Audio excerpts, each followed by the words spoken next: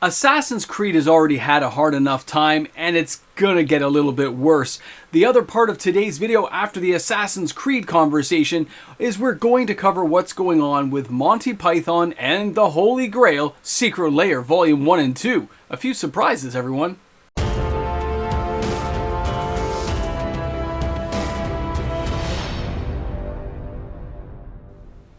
If you were looking at today as the whole picture, I'd almost say it's like, I told you so, and then round it off with, how did that just happen? Welcome back, everyone. MTG Moxman here, and thank you again for hanging out with me on my channel today. A reminder, guys, if you enjoyed today's content, please remember, like and subscribe to the channel. Turn on that notification bell. I put out new content every single day, and we're only 90 subscribers away from hitting 23,000. Thanks again, everyone. Now, let's jump into all this, because there's a lot to cover in today's video. Let's get back to the serious side of things. Assassin's Creed was basically doomed to fail. Due to overcrowding, a small set, a high price tag, there was a lot of things that really kept pounding down on the possibility of Assassin's Creed really coming out on top. But there are a few surprises with what's going on in Assassin's Creed, and that's why we're here today to talk about it. First off, let's look at some of these prices here, because if you've taken a look anywhere like on Amazon, some of your local stores, you'll see the prices are dropping. It's not a crash, but the prices are coming down. If you looked on Amazon, you'll see it said 168, now it says 117. That's still a bit of a fallacy, right? That's not real. I mean, if you took a look at that, you'll see your local LGS is probably cheaper than that anyway. So it's a little bit of a but yes, the prices are coming down. And what I mean is, if you start taking a look at what's going on with the collector boxes, which are the hardest product to move inside of this particular set. You can see here it's $277. They said they knocked off 14%, but judging by my calculations, it's more like 5%. It's only been knocked down a little bit. They're just trying to put a little bait on the hook and lure you in to see where everyone feels warm and comfortable about the price adjustment. But they will keep trending down. Now, the flip side of that, of course, is when we start looking at local LGSs, like here I'm showing you 401 Games, they're at $419 still a box. And I'll be honest, that's completely out of whack, okay? That's actually not right, because if I went to face-to-face games, they have it for $369, which is already like a $50 discount. And they're much more in line with what we've seen on Amazon. So you gotta shop around and you gotta look. But here's the real kicker. Nobody's buying it anyway. Nobody's purchasing it. Or are they? Because the other thing is, a lot of these stores, especially your local LGS, they're sold out of some of these products. The starter deck is gone. The bundle packs are gone. There are things from Assassin's Creed that are sold out, and they say out of stock on these websites, okay? Not available. No longer. And when I asked the stores, are they going to restock it? What are you going to do? They said, no, unless it goes on discount. We cleared out the inventory we had. Whew. And we're not taking a hit by ordering more stuff in. Which leads to that little bit of around the corner type thing, like what happens to the singles? The singles are selling well, and singles are selling out on many of the Assassin's Creed cards, but they don't demand a higher price. The prices haven't become some big balloon type thing where everyone starts thinking maybe I should open a box. They're still nice and low. They're not super high, but they are selling, and that's something that I can at least say, yeah, at least things are moving. And that's probably because not a lot of people opened up those boxes. A lot of people didn't dive in to what was going on, and that means now that Bloomburrow's been released and everyone's excitement has kind of calmed down a bit, some players are taking a look back at some of those Assassin's Creed cards and picking up some singles. And yes, the starter deck it sold well right at the beginning. The bundle pack did too. But the actual, epilogue booster box type thing, people don't want to pay that much because that costs more than an old draft box. So we're not going to go there for the lower amount of cards. And the collector boxes still seem way out of whack with the card value located inside, and players are like, it's just not worth it. So that's where you're going to see that slow depreciation of value, and where players are hoping there's going to be a crash, it's more going to be like a soft landing. Now, if you're taking a look at TCG Player, you'll see here it's sold like 8 or 9 boxes in a single day. And that's not horrible, it's just not great. But when I compare that to the local level of LGSs where nothing is moving, and this seems to be the only place moving is on TCG Player, that's not a good sign. Okay, and that just means we're going to have to wait for things to kind of drift lower. That soft landing is going to happen, but we're not going to see a massive price drop. Wizards of the Coast seems well aware, and so do the LGSs. Remember, I talked about this a few minutes ago. When you take a look at face-to-face, not only are they cheaper than a place like 401, but they've got boxes on inventory that are much lower than normal. Look at the bundle pack, it's sold out. They got a few collector packs that are opened and ready for sale.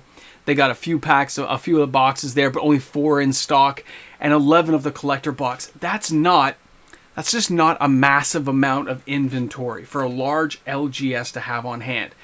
And it's because they knew. They saw the writing on the wall with this crushed timetable of too many products too quickly, and that's what's going to hurt the bottom line for Wizards of the Coast, is that no way the market could absorb this much product. They still haven't learned that lesson, and it's going to take a while for things to slowly be absorbed by the market over the course of probably the next 6-7 months. You can't expect anything massive to happen in terms of a hot flash sale of 50% off. I don't think that's going to happen, as much as I wish it would. I don't think it's going to happen, and if it did, it would come at the expense of probably your LGS, and that's not a good thing anyway. It's good that it's a soft landing. LGS saw the writing. They didn't take heavy losses on this, and players who wanted it did get the chance to buy it. But now it's time to jump on over, move this conversation along, and talk about Monty Python. Now, I want you to take a second and realize these are all sold out. It happened yesterday, but that's not what we're here to talk about. Not the fact they sold out. It's that they sold out and how fast Monty Python sold out. It sold out so quickly, I had my friends calling me, emails coming in, Discord messages, and Patreon conversations going on saying, "What just happened? I didn't get one. I was in the queue. I never got one. I got kicked out. What happened?" They didn't get to buy one. It's sold out and it's done. And that is something I did not expect. I'm going to be honest, everyone.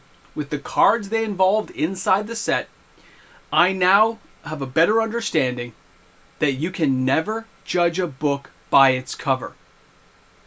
The nostalgic appeal, the artwork, the framing of this secret lair, even as a two-parter, drew so many people to excitement that they all bought it. Not only did they all buy it, they bought it and it sold out. And when you have people telling you, "I didn't even get a chance to buy it. What went wrong?" Nothing went wrong.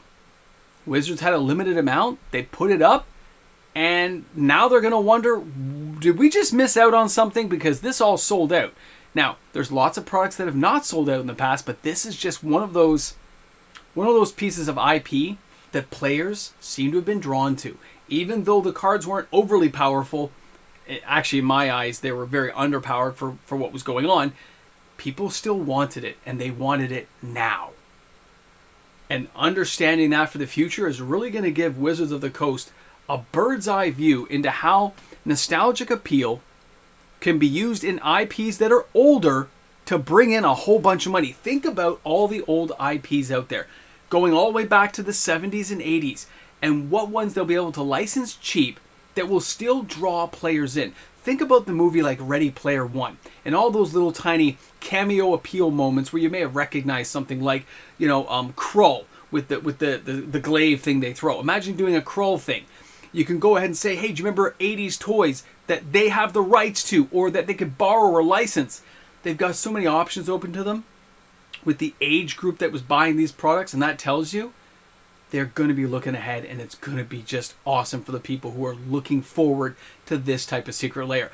I am not a fan of most secret lairs. You guys know that. This wasn't one of the ones I was buying. As I told my friends when they called me and said, "Did you change your mind?" I'm like, "No." But people did.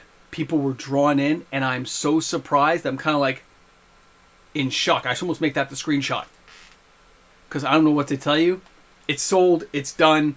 And maybe they'll reprint more. Maybe they'll put it back up. If it's super popular, they left that window open. But this is one of those moments you go, "I didn't see this coming." And if I didn't see it coming, that explains why all the emails and messages of people said, "Oh, I didn't see this coming." They thought they could get home from work and purchase it. They thought, I can grab it tomorrow morning. No, apparently you can't. So keep that stuff in mind. keep trucking along, guys, because I got to see some messages about what you did. Did you buy the secret layer? Did you get into the queue and get kicked out? I need to know if you're one of those people buying it, what happened to you, and how smooth the transaction was.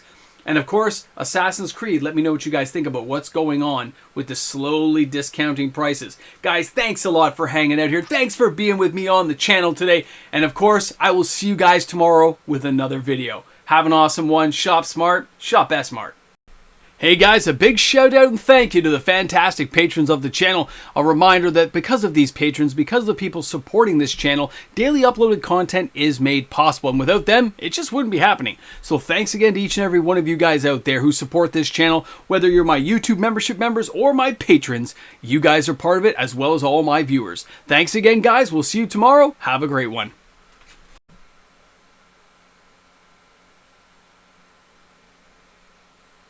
It's sold out.